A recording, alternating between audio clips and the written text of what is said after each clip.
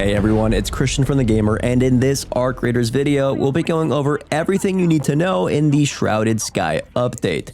We'll be covering every detail from the latest map condition, as well as the new Arc Threats and new cosmetics, and touch on some of those updates from the latest 1.17 patch. Finally, if you feel like I missed anything important, then please feel free to drop down a comment below. We'll heart each of those messages. Without further ado, let's get into the video. One of the biggest elements from the update is the introduction of a new map condition, the Hurricane. Much like the cold snap, the Hurricane is a weather condition that affects not just your Raider, but how you're moving around the map. The Hurricane introduces a strong wind, which will affect both Raiders as well as throwables. In the Hurricane map condition, going against the wind will make you slower and will drain your stamina quicker. But on the inverse, you can use it as a tailwind to make you run significantly faster. Throwables will also behave differently. So this doesn't just mean trajectory, it also means dispersion. So things like smokes and gases, if tossed outside in the wind, will disperse much quicker. The wind also kicks up a bunch of dirt and debris. If you're outside, these bits of debris will light up your shield with sparks and will degrade its protection. Since the Hurricane also introduces low visibility, having these sparks fly off while running around outside will make you visible in the storm. While attempting to capture some of this on Spaceport, I started getting sniped at and had no idea where it was coming from aside from general direction. My choices were to either remain visible and try and get to cover with whatever shield I had left, or quickly remove it and run to cover without a shield even on, and hoping that the low visibility would keep me covered enough.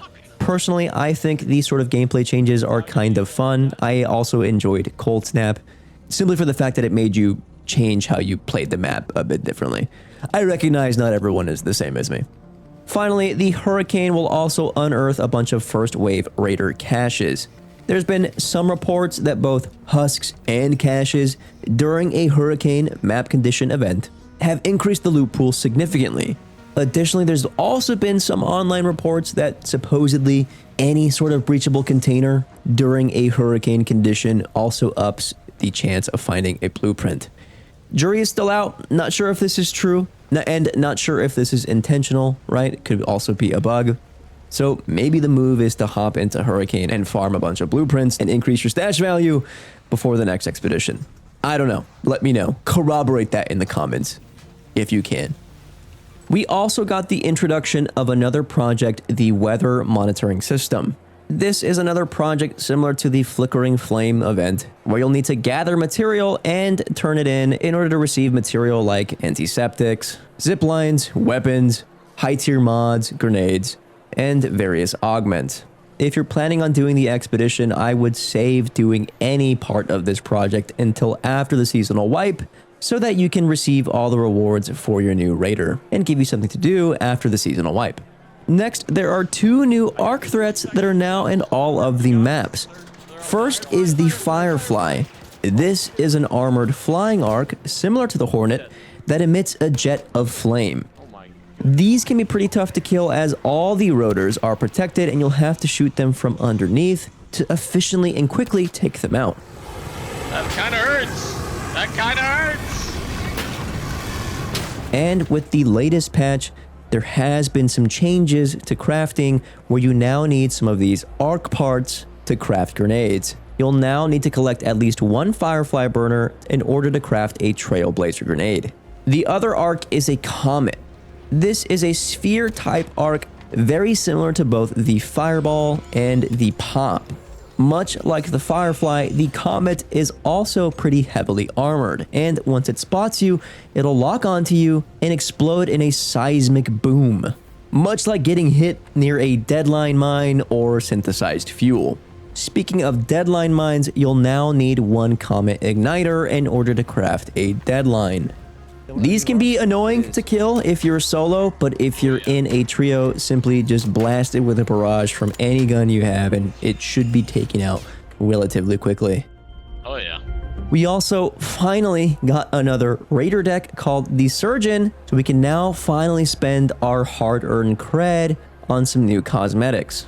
Now, again, with the second expedition right around the corner, I wouldn't recommend spending any of your cred on any of the loot items. However, if you're planning on still playing between now and the seasonal wipe, then I'd go ahead and at least redeem some of the cosmetics.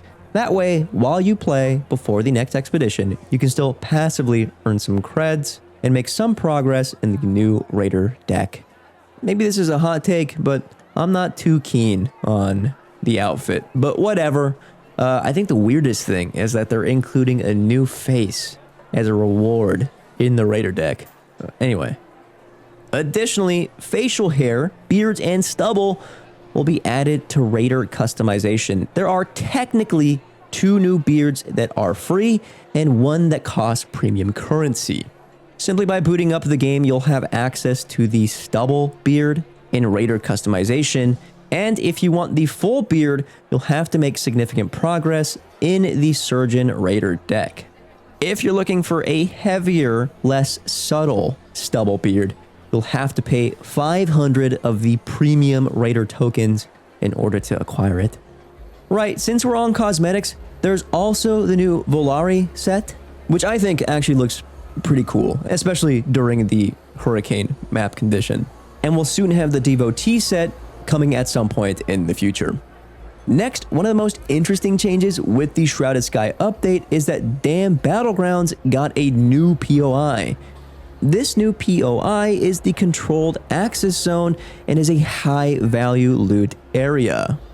Most interesting about this new POI is that it features a mini door puzzle in order to get access to the high-value loot room.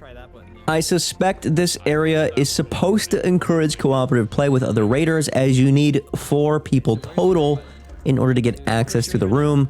However, my squad was able to figure it out with just the 3 of us. It just took a little out-of-the-box thinking. And last, with the Shrouded Sky update, we also got a brand new patch, which we'll cover fully in a separate video. But for now, the highlights are a Venator, Kettle, and Stitcher nerfs, as well as a Wolfpack nerf, since they now require Rocketeer drivers to craft, which I don't think the community is all that stoked about. This one might get a little bit of a touch-up here in the future. I don't know. There's also been some changes to the economy with deadlines, Trailblazers, Wolfpacks, Vita Sprays, and Showstoppers. They now cost more to buy, but also sell at slightly higher prices. There's a new interactable piano, which you can play on the map. There are preventions to NVIDIA filters, some anti-cheat updates, and so much more, which we don't have the time to cover now. Let me know what you think of the Shrouded Sky update. Is it enough to keep you playing Arc Raiders long term? Seems like it's not the case for everyone. I'm curious to know what you think, though, for real. Let me know down in the comments. I'll probably be responding to a few of you if you do. All right, enough for me. Good luck, Topside Raider. We'll see you in the next one.